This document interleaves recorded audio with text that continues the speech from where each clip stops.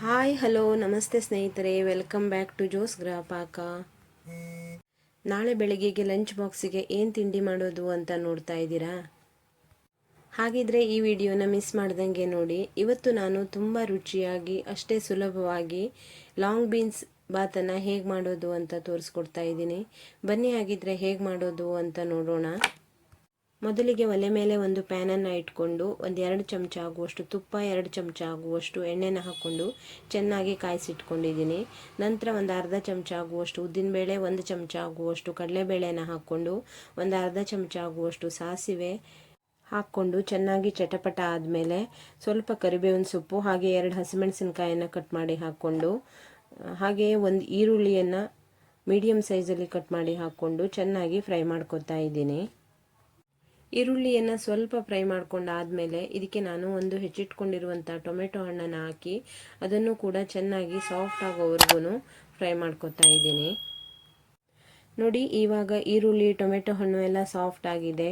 ಈ ಟೈಮಲ್ಲಿ ನಾನು ಹೆಚ್ಚಿಟ್ಕೊಂಡಿರುವಂತಹ ಲಾಂಗ್ ಬೀನ್ಸನ್ನು ಹಾಕಿ ಚೆನ್ನಾಗಿ ಫ್ರೈ ಮಾಡ್ಕೊತಾ ಇದ್ದೀನಿ. ನಿಮಗೆ ಇದನ್ನು ಈ ಥರ ಉದ್ದುದ್ದಾಗಿ ಹೆಚ್ಚಿಟ್ಕೊಳ್ಳೋಕ್ಕೆ ಇಷ್ಟ ಇಲ್ಲ ಅಂದರೆ ನೀವು ಸಣ್ಣದಾಗಿ ಹೆಚ್ಚಿ ಕೂಡ ಮಾಡ್ಕೋಬಹುದು. ಈ ಟೈಮಲ್ಲಿ ಇದಕ್ಕೆ ನಾನು 1 ಚಮಚ ಆಗುವಷ್ಟು ಅರಿಶಿನ ಪುಡಿಯನ್ನು ಹಾಕಿ ಒಗ್ಗರಣೆಯಲ್ಲಿ ಚೆನ್ನಾಗಿ ಮಿಕ್ಸ್ ಮಾಡ್ಕೊತಾ ಇದ್ದೀನಿ. ನಂತರದಲ್ಲಿ ಇದಕ್ಕೆ ಲಾಂಗ್ ಬೀನ್ಸು ಗಟ್ಟಿಯಾಗಿರೋದ್ರಿಂದ ಒಂದು 3ರಿಂದ 4 ಚಮಚ ಆಗುವಷ್ಟು ನೀರನ್ನು ಈ ಥರ ಹಾಕ್ಕೊಂಡು ಒಂದು ಮುಚ್ಚಳವನ್ನು ಮುಚ್ಚಿ ಇದನ್ನು 3ರಿಂದ 4 ನಿಮಿಷ ಆಗುವಷ್ಟು ಲೋ ಫ್ಲೇಮಲ್ಲಿ ಬೇಯಿಸ್ಕೊತಾ ಇದ್ದೀನಿ. ನೋಡಿ, ಇವಾಗ ಲಾಂಗ್ ಬೀನ್ಸು ಹದವಾಗಿ ಬೆಂದಿದೆ. ಈ ಟೈಮಲ್ಲಿ ಇದಕ್ಕೆ ರುಚಿಗೆ ತಕ್ಕಷ್ಟು ಉಪ್ಪನ್ನು ಹಾಕ್ಕೊಂಡು ಒಂದು 3ರಿಂದ 4 ಚಮಚ ಆಗುವಷ್ಟು ಹುಣಸೆಹಣ್ಣಿನ ರಸವನ್ನು ಹಾಕೋತಾ ಇದ್ದೀನಿ. ಹಾಗೆಯೇ ರುಚಿಯನ್ನು ಬ್ಯಾಲೆನ್ಸ್ ಮಾಡೋಕ್ಕೆ 1 ಚಮಚ ಆಗುವಷ್ಟು ಬೆಲ್ಲವನ್ನು ಸೇರಿಸ್ಕೊತಾ ಇದ್ದೀನಿ. ನಿಮಗೆ ಬೆಲ್ಲ ಬೇಡ ಅಂದರೆ ನೀವು ಸ್ಕಿಪ್ ಮಾಡ್ಕೋಬೋದು. ಹಾಗೆಯೇ ಒಂದು 2 ಚಮಚ ಆಗುವಷ್ಟು ವಾಂಗಿಬಾತ್ ಪುಡಿಯನ್ನು ಸೇರಿಸ್ಕೊಂಡು ಒಂದು ಅರ್ಧ ಚಮಚ ಆಗುವಷ್ಟು ಹಸಿಮೆಣಸಿನ ಪುಡಿಯನ್ನು ಸೇರಿಸ್ಕೊಂಡು ಒಂದು 3ರಿಂದ 4 ಚಮಚ ಆಗುವಷ್ಟು ಹಸಿ ತೆಂಗಿನಕಾಯಿ ತುರಿಯನ್ನು ಹಾಕ್ಕೊಂಡು ಚೆನ್ನಾಗಿ ಮಿಕ್ಸ್ ಮಾಡಿ ಇಟ್ಕೊತಾ ಇದ್ದೀನಿ. ನಂತರದಲ್ಲಿ ಇದಕ್ಕೆ ಒಂದು 4 ಜನರಿಗೆ ಸಾಕಾಗುವಷ್ಟು ಅನ್ನವನ್ನು ರೆಡಿ ಮಾಡಿ ಇಟ್ಕೊಂಡಿದ್ದೆ, ಅದನ್ನು ಹಾಕಿ ಚೆನ್ನಾಗಿ ಮಿಕ್ಸ್ ಮಾಡ್ಕೊತಾ ಇದ್ದೀನಿ. ಈ ರೈಸ್ ಬಾತನ್ನು ಯಾರು ಬೇಕಾದರೂ ಅವರು ಮಾಡ್ಕೋಬೋದು, ತುಂಬ ಸುಲಭವಾಗಿ ಮಾಡ್ಕೋಬೋದು. ಬೆಳಗಿನ ಗಡಿಬಿಡಿಗಂತೂ ಹೇಳಿ ಮಾಡಿಸಿದ ರೆಸಿಪಿ ಅಂತಲೇ ಹೇಳ್ಬೋದು.